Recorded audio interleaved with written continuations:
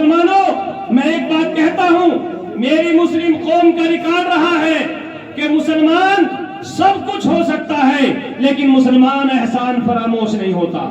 मैं भाई चंद्रशेखर जी से कहना चाहता हूं, आपके एहसानात है हमारे ऊपर। आपने जुनेद और नासिर की लड़ाई लड़ी है, आपने पीलू खान की लड़ाई लड़ी है, आपने राजस्थान में जिन भाइयों को जलाया गया उनकी लड़ाई लड़ी है, आपने एनआरसी में मुसलमानों की लड़ाई लड़ी है, आप दिल्ली की जामा मस्जिद से कैद हुए हैं। यह आपका हमारे ऊपर एहसान है। हमने 30 साल तक वोट डाला, एक नेता भी जामा मस्जिद दिल्ली नहीं पहुंचा।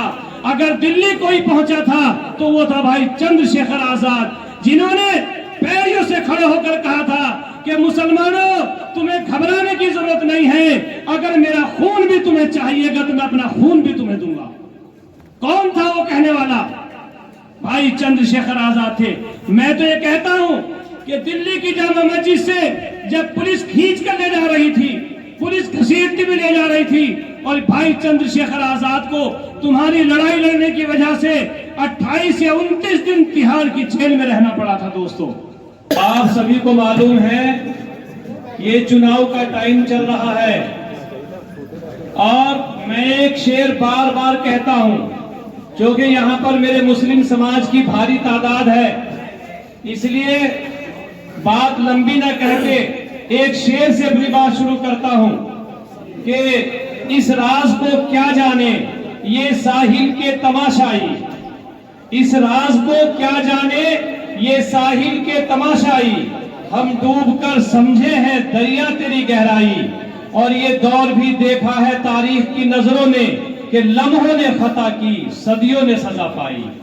दोस्तों, आपने अक्सर देखा होगा कि कभी कभी आदमी गुस्से में, जज्बात में 1 मिनट की गलती करता है और उसे 20 साल की सजा काटनी पड़ती है, और कभी कभी 1 मिनट की गलती करने से सजाए मौत भी हो जाती है। तो जब भी हम कोई काम करें बहुत सोच समझ कर करें। मुझे तो हैरत होती है अपनी कौम पर, मुस्लिम कौम पर हैरत होती है। आप जब बाजार जाते हैं, कोई सामान आप खरीदते हैं 50 रुपए का, 100 रुपए का, एक घड़े की क्या औकात होती है, घड़ा मिट्टी का, जब खरीदने जाते हैं तो उसे बजा के देखते हैं, झोझरा तो नहीं है, कच्ची मिट्टी का तो नहीं है, उसे बजा के देखते हैं। 100 रुपए का घड़ा खरीदने के लिए बजा के देखते हैं, और जिनके हाथों में अपनी किस्मत दे रहे हैं हम, 5 साल के लिए गिरवी रखे जा रहे हैं, कभी नहीं देखते ये प्रत्याशी झूठा है, सच्चा है, दगाबाज है, चोर है, कुछ नहीं पूछते कभी हम। कभी पूछा हमने पार्टियों को वोट दिया, आजकल आज तक पार्टियों को वोट देते चले आ रहे।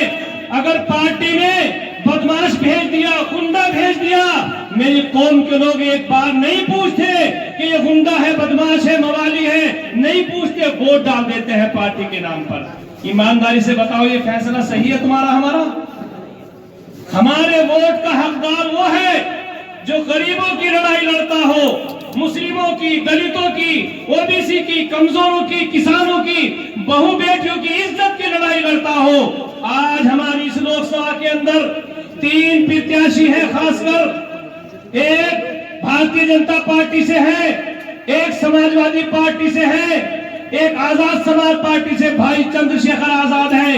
मैं पूछना चाहता हूं जितने लोग यहां पर बैठे हैं कि जो भारतीय जनता पार्टी के प्रत्याशी हैं, कोई मिसाल है इन 15 साल में कि उन्होंने किसी की लड़ाई लड़ी हो?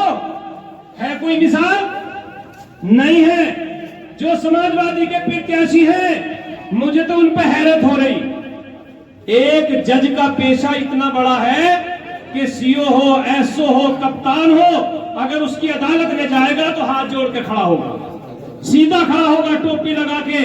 लेकिन हैरत है कि इस्तीफा देने के बाद इन गलियों की धूल भागते फिर रहे हैं। आखिर सियासत में ऐसा है क्या? अंदाजा लगाओ सियासत में क्या है। एक जज बादशाह होता है, बादशाह से कम नहीं होता।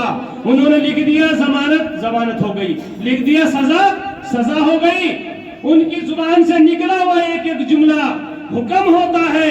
सजा कर देता है, मौत कर देता है। आखिर क्या वजह है कि वो हमारे बीच में धूल फाकता फिर रहा है, सड़कों पे घूम रहा है। मेरे दोस्तों, मेरे बुजुर्गों, गौर करो, मैं ये कह रहा हूं, लोग मीटिंग में सवाल करते हैं, मेरे सामने पूछते हैं भाई चंद्रशेखर जी से कि कहीं तुम भी ऐसा मत करना कि 5 साल में हमारी तरफ आके ना देखो, कहीं ऐसा मत करना जैसे पिछले सांसदों ने किया।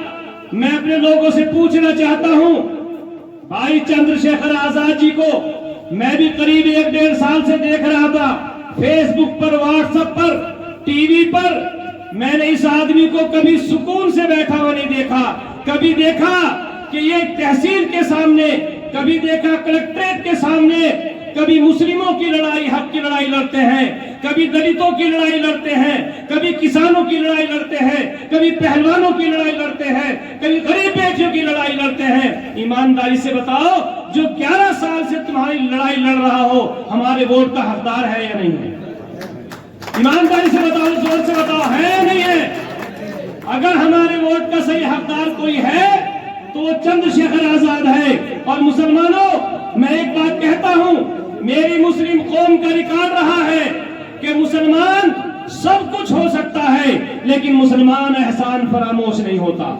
मैं भाई चंद्रशेखर जी से कहना चाहता हूं, आपके एहसानात है हमारे ऊपर। आपने जुनेद और नासिर की लड़ाई लड़ी है, आपने पीलू खान की लड़ाई लड़ी है, आपने राजस्थान में जिन भाइयों को जलाया गया उनकी लड़ाई लड़ी है, आपने एनआरसी में मुसलमानों की लड़ाई लड़ी है, आप दिल्ली की जामा मस्जिद से कैद हुए हैं। यह आपका हमारे ऊपर एहसान है और हम एहसान का बदला एहसान से चुकाएंगे।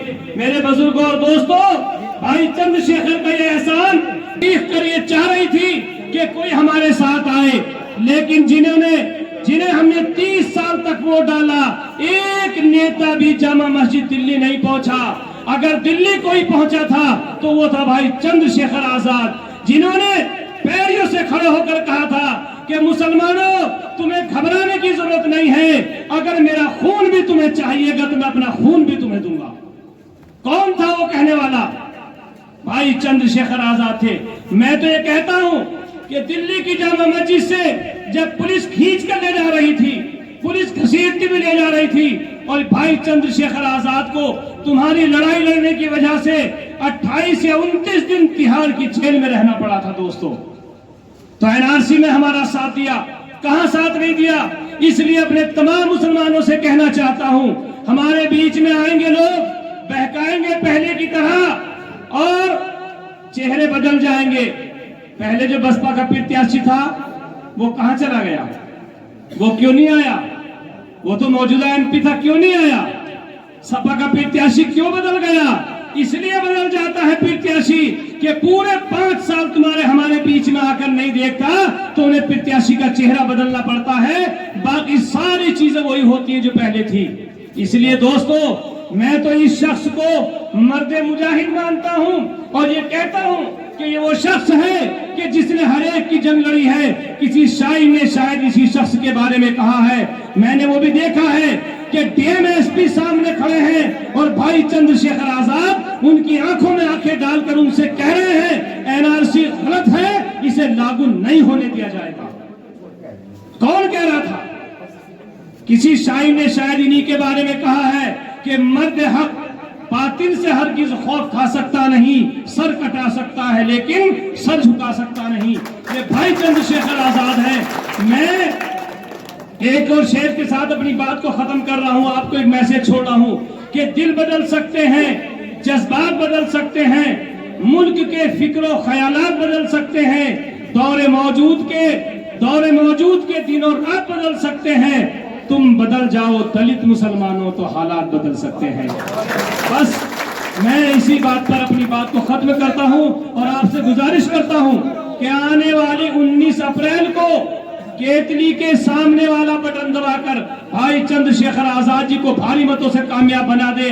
और मैं अपने एक एक भाई से गुजारिश करूंगा, हमें तो पता है कि भाई का निशान केतली है, लेकिन हमारी औरतों को, हमारी बहनों को, हमारी माओ को नहीं पता क्या निशान है। आज से ही बताना शुरू करो घर में जाकर कि हमारा निशान केतली का निशान है।